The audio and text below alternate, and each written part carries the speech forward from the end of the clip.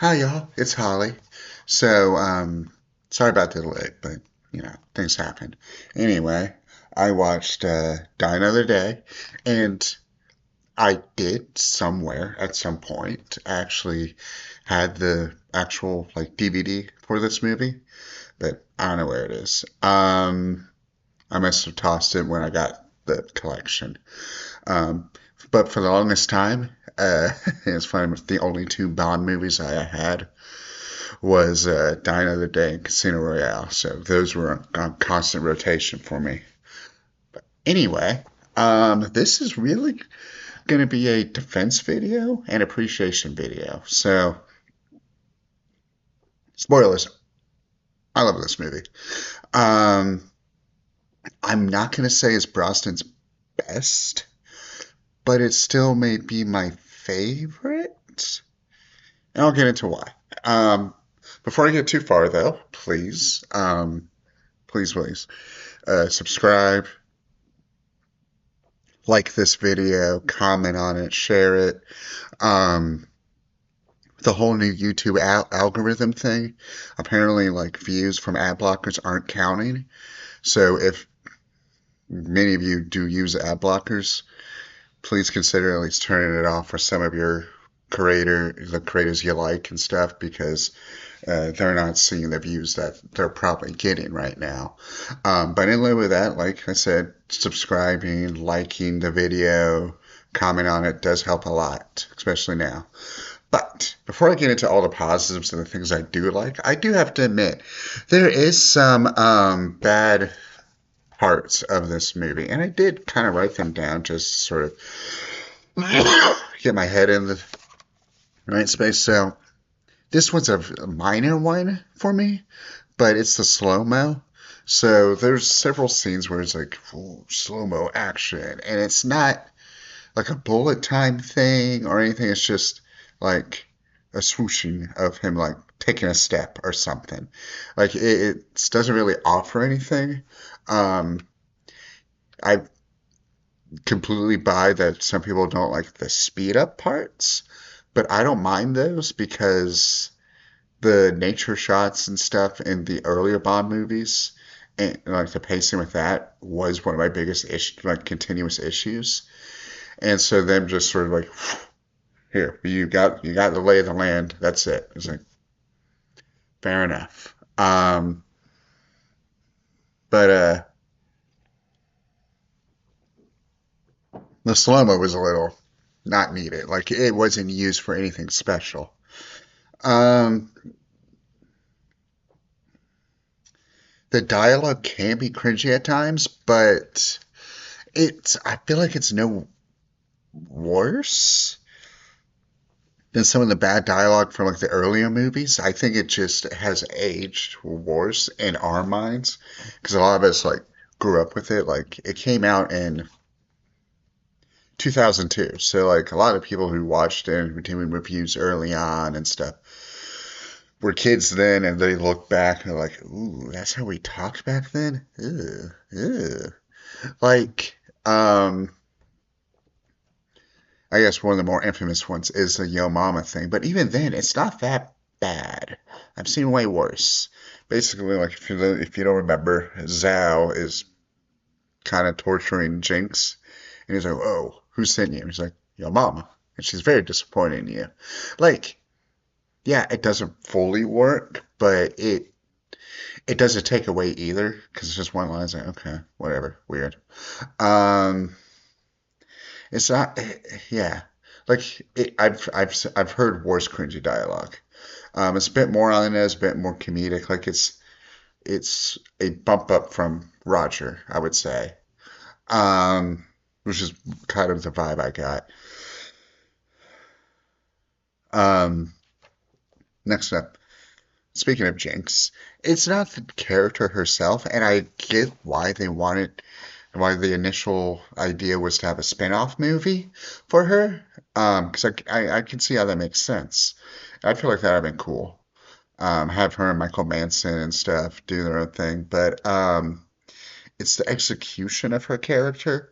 Like she does have that same kind of like you know mama swag kind of thing, and It works and doesn't work. It does feel like she's from a completely different movie. Um, I don't want to say full blaxploitation, but it does have that vibe, like a rebooted blaxploitation spy vibe. That kind of mixed with like the humor and style of like Charlie's Angels at the time, which isn't bad. It's just doesn't vibe 100%. It feels like she is like in a like the Charlie's Angels reboot universe. Um, but like overall, I think she's fine. I think she has like Halle Berry as Jinx has given probably the worst lines, which definitely doesn't endear people to her at all. Um, but as far as Bond girls go, she's still one of the better ones in my opinion because she actually does stuff. Like it takes the ideas sewn through Spy Who Loved Me and like not quite, like some of those ideas was the same spy kind of thing, and then they improve on it by actually giving her a bit more action scenes to do.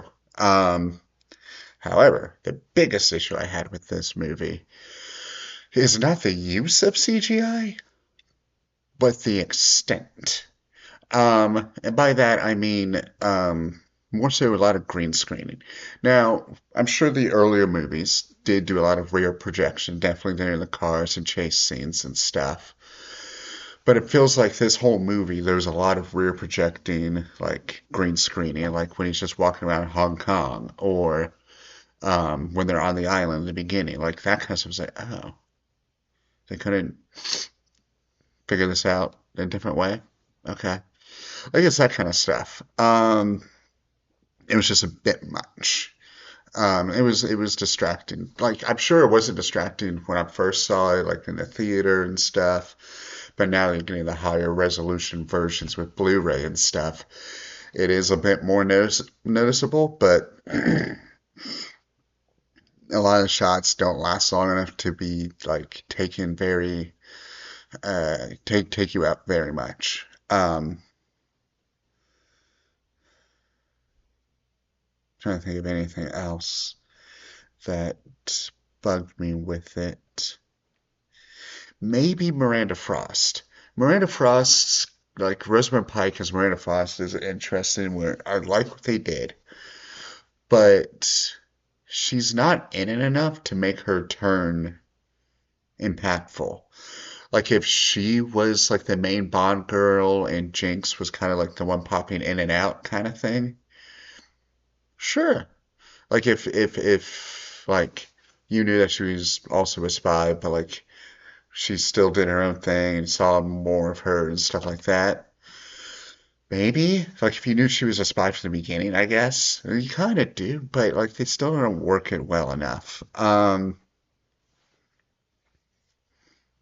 But maybe because I feel like her turn just doesn't work as well.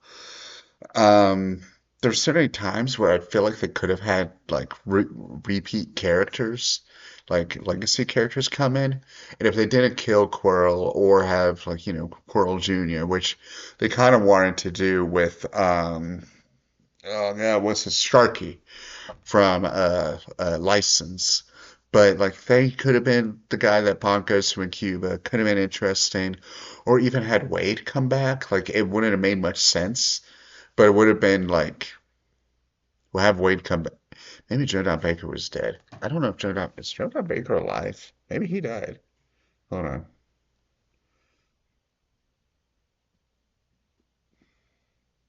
No, okay, well he died this year, so he could have reprised his role as Wade instead of having Michael Manson's character, but I guess it wouldn't have fit. But it would have been interesting to have him come back, especially for the 40th. Um, but onward. Sorry, just kind of woke up a little bit ago. Um,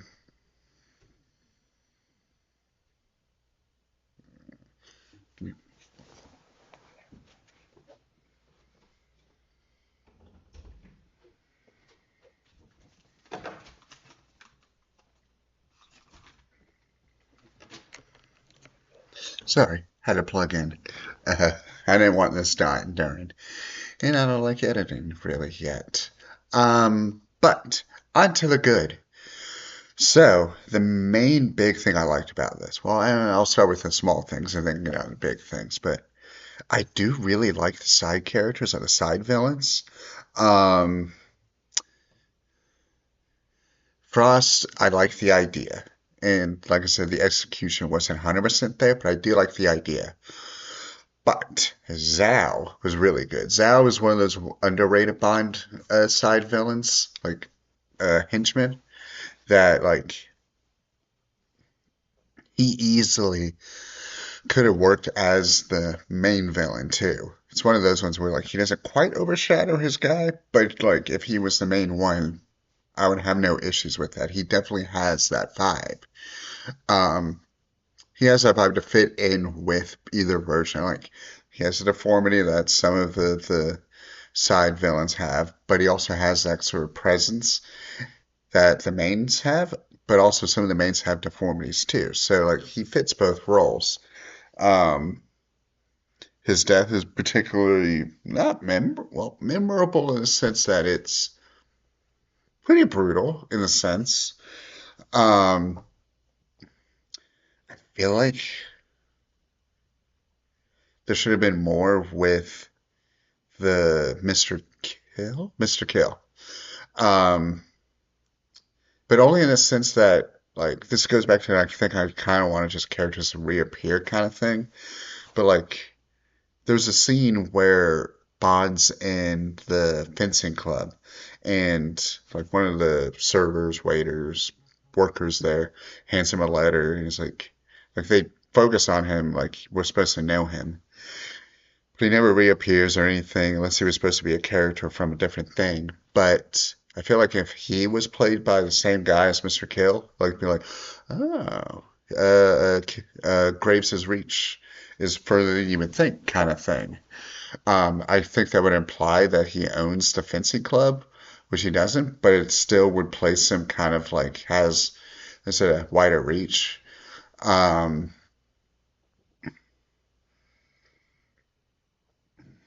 but speaking of the fencing club scene, no, yeah, that scene was great. A lot of the action in this was really good. Yes, the surfboarding thing is bad, but like that one, I don't, I don't know about sports junk if they can pull that off with real people as a real stunt, but I think it's fine. Like, it's definitely one of those things that's like, yeah, okay, this aged badly and probably looked bad at the time, but it's 30 seconds, maybe a minute, if that. Like, it's not that long. And I don't really get why it was constantly treated as like the worst thing ever in Bond. It's like, really not. Um, I don't think it's any worse than the gondola scene from was that that was that was that Spy? No, For Your Eyes. Um, is it For Your Eyes? Yes. Um, but yeah, it doesn't bother me that much. I always just found it ridiculous anyway, so I just went into liking it for that reason. But I get why people don't like it. Um, but the fencing scene was great. Like a good kind of action scene. Shows Bond and Graves both just really like trying to kill each other kind of thing. I do kind of wish they called back to it in the climax, which they kind of did with Rosamund Pike's character. They had her fence sort of, so they did just do it again with the women. Um, the opening scene, fantastic. That's a fantastic opening. Um, you get to see some of Bond's spy work. You see him get upset because his coworkers died. The whole chase to the minefield really cool. And then we get one of the most interesting and most unique sort of openings in that besides maybe Skyfall, because Skyfall's a little sketchy on this, but I think this is the only Bond opening that like the opening is like the song and stuff is integrated with the storyline. Because most of them just do their own thing and they're like vaguely like, oh, okay, this imagery means this with this, and like with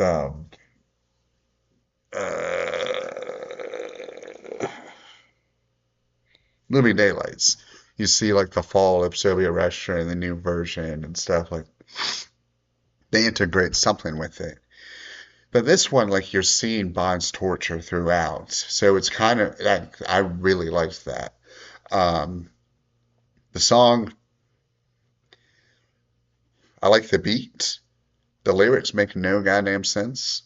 Um, like you can glean something out of like hide her body from the pain and stuff. Like you can glean something out of it, but it's not the best.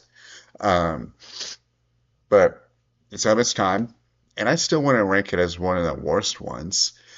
I think what does help is the visuals, but like even then, like I think I liked it better than what was it? Tomorrow? When had Shania Twain song?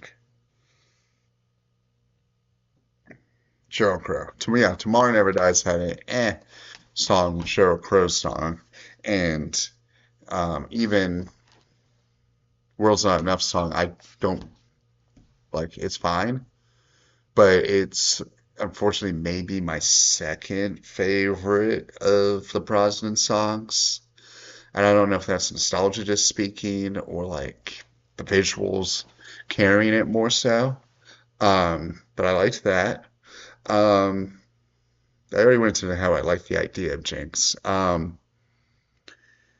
The big things, the big things I really liked about this is Bond and M's characters and their arcs.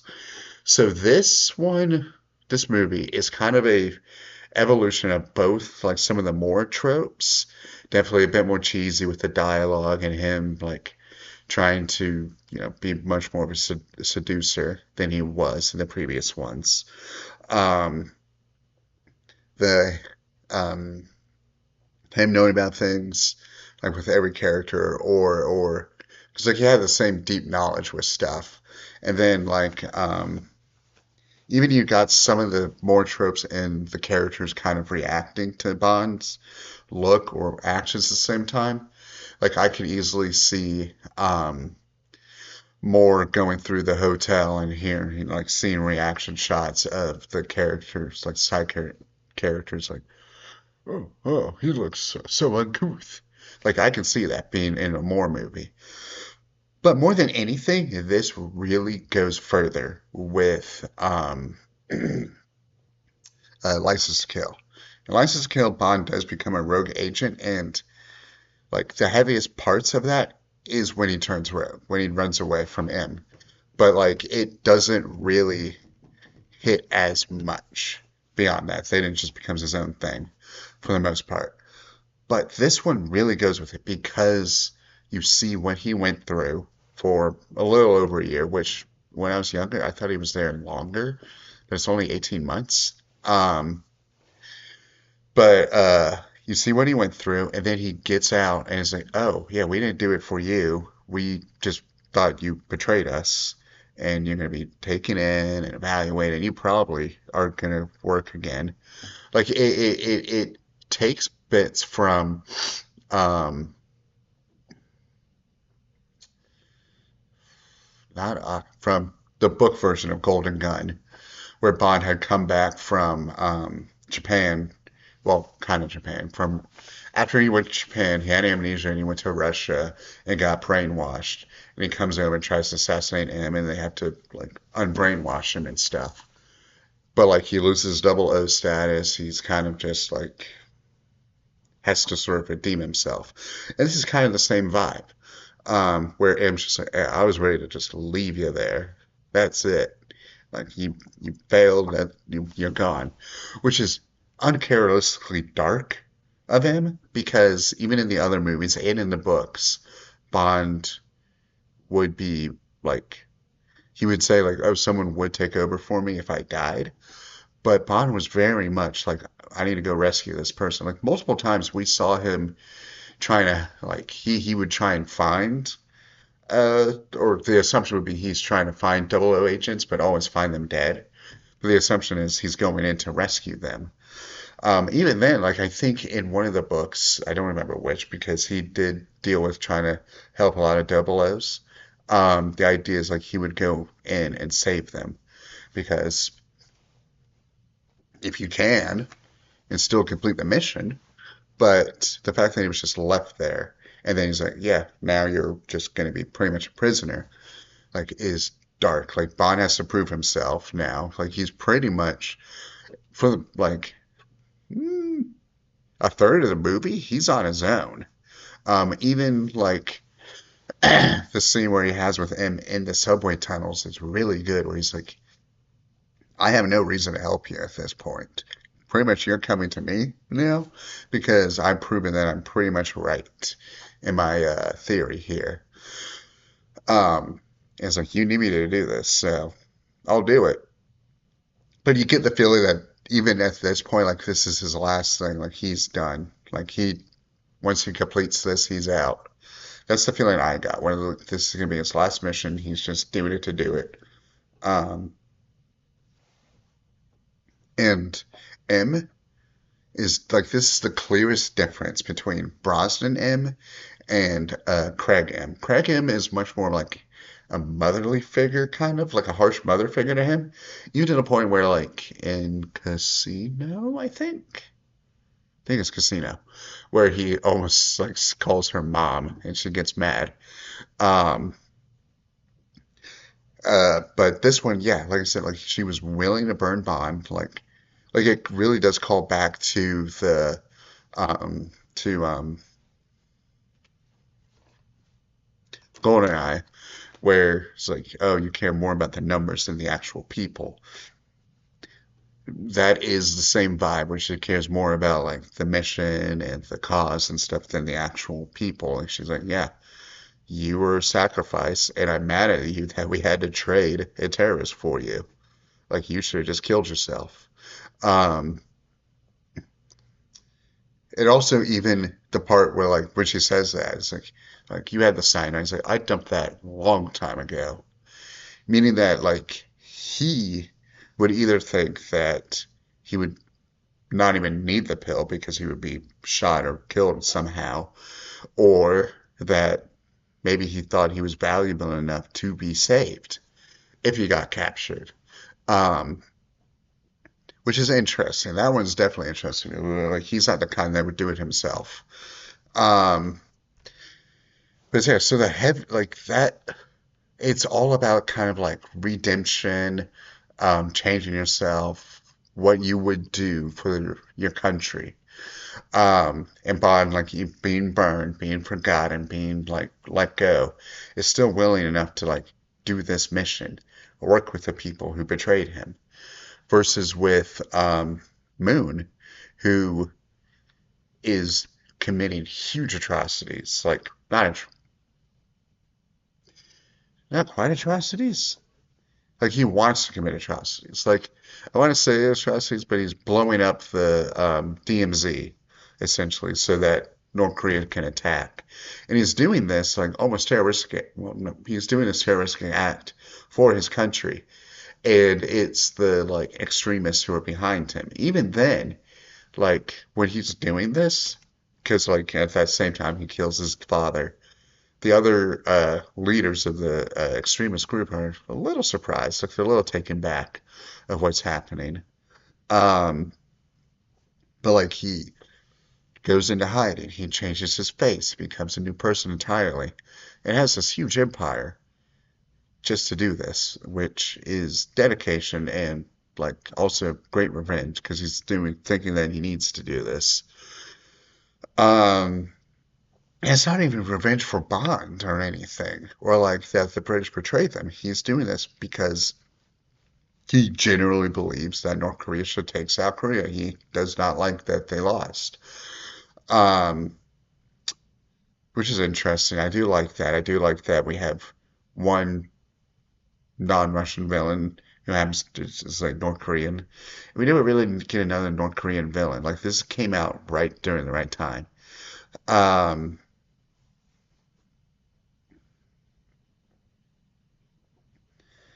let's see. Anything else?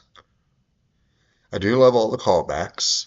Um, because this time, like when I was younger, I may have known of like the shoe and like a watch or something like a couple like the big Bond things. But now seeing all of the movies before this, but oh, there's the alligator. Oh, I know where that jetpack's from. Oh, that's that weird glider thing. There's that. There's that. Like that was fun catching up on like all the little things or lines or little things like just every little bit references. I did like. It made me appreciate Q a bit more, even though we don't see this version again. I do kind of wish he came back with Craig, but his comedy wouldn't have suited. Well, you know what? Actually, that would have been really interesting. Think of like Craig, like throughout most of it, doesn't really quip that much, and he's much more serious. But Q isn't, and like a bit more joking kind of thing. I feel like that would have been an interesting dynamic.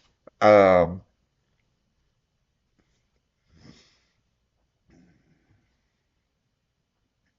but so yes, one of the reasons why I think this movie was much more maligned was because it came out at a time when the internet was still young, but we were just coming off of the heels of we were right in the midst of the prequel series, and I feel like the negative attention those got did really kickstart the fanboy hate kind of things that were happening. Um, because like you had the message forums and stuff all saying this movie was bad, but the people running that were like the people who would just kind of want to be negative anyway and had higher standards or like nostalgia blindness for the old movies. Um, and I saw this especially with like you would see this a lot with the early like Channel Awesome group where this was a routine punching bag for them. Um, like no shade against them. I still like their stuff sometimes, but like early Film Brain, Nostalgia Critic, that kind of stuff, where they would be like either do a whole video on it or bring up like, oh yeah, not like the Brosnan thing, like that's ridiculous, and then like ignore other ridiculous things from movies they like. Brain didn't do as much, but Critic definitely did. But it was one of those ones, like it fell right into that camp of like, oh, this is one of the worst movies ever. And it's like, it really isn't. It's better than some of the more movies, maybe even better than a Connery movie here and there. Like it's really not that bad. Um, it's one of those ones that does hit more like after you've seen all the Bonds, because out of this one, really like does feel more like the end of Bond. Like I know that's what they tried to do with No Time to Die, but this one feels like the capstone to every single Bond before it. Because like I said, like how it feels like Bond is like this is his final mission kind of thing. Like he's done, he's old. Like they even say like the world's moved on from you. He's like, no, it hasn't. But like it has.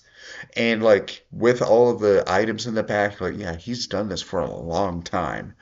Um, and it really does feel like the end of the time. Uh, how he feels, how M feels about him, how the world feels about him, really just does feel like, yeah, no, we're moved on. You're gonna retire after this, and that'll be it. Um, and I think that's kind of why they did do a reboot with Casino, where I was like, okay, let's start over from the beginning, because they wanted to do that for a while anyway. So I do get the feeling that this was kind of written to be that, like to be the end, but they still had to kind of keep it lighthearted because Bond's always kind of responding to itself. And World's Not Enough, while it was darker in the sense that like the villains' plans were dark, but this one was a bit more lighthearted. They tried to bring in a bit more of like that Moore era, late Connery jokiness. Um, and it worked, but it hindered the deeper, darker meanings. It definitely is the perfect combination in my mind of um, Dalton and Moore. Um, but I am hoping that like over time this starts to get more of a reevaluation. I feel like it already has in the same senses of how I'm talking about it, where I have seen others. Maybe it's just Calvin Dyson who said it, but I feel like other people have said it where the same situation was like Bond and M's dynamic, and this is way different. How Bond's treated is much darker, like focusing on that.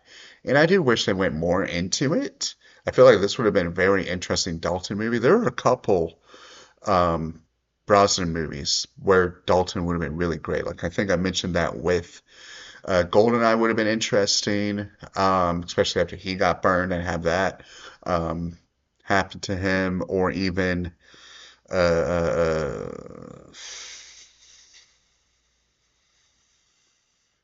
World's Not Enough. Um, Having those dark villains and that like brutal kill having there with Dalton, but this does kind of once again work where like if you keep it in line with the other Brosnan movies, where he just had to kill like the last time we saw him and he did something big, he killed Elektra and he felt bad about it, but he had to do it. He doesn't like killing in cold blood. That is a constant within the books and in the movies. It's something he does not like doing. And he kind of had to do that with Elektra. So that maybe have already put him against things where he was kind of just finishing up like his missions until he felt like he was done. And that probably guilt tied with um, the events of this movie probably did push him, like saying, "This is it." This is all speculation, of course, but I do get that vibe. Um, Even like, his interactions with Jinx and Michael Manson's characters were like, yeah, no, we moved on pretty much from your fancy spy work. Like, I think that's a routine thing within Brosnan's era because you begin with GoldenEye and M's already chastising him for how he used to behave and like his womanizing and stuff. Tomorrow Never Dies, the Chinese embassy, like, yeah, we have your products, but better. We improved on them. So like, even then, even his tech is old in comparison to others. So like each time he was like, yeah, the way you used to handle things isn't gonna work anymore. And we're also just ready to get rid of you entirely. We don't need you anymore. Um, so I feel like deep in the surface, the Brosnan movies are much darker than most people gave them credit for when they first came out. And I do think or hope that's happening. That people are seeing that. Um, I do love this movie, and I'm very curious, very, very curious on well, one, your reaction, because I'm probably going to assume that most people didn't like this, and still we're going to rag on it for the reasons I gave to rag on it. But more importantly, I'm curious now that this review's out. What do you think my ranking's going to be? I'm very curious on you think. Please, in the comments, let me know what you think my final ranking for the Brosnan movies are going to be. And let's see if you're right. But that'll be soon. That'll be soon, in the next couple days. But until then.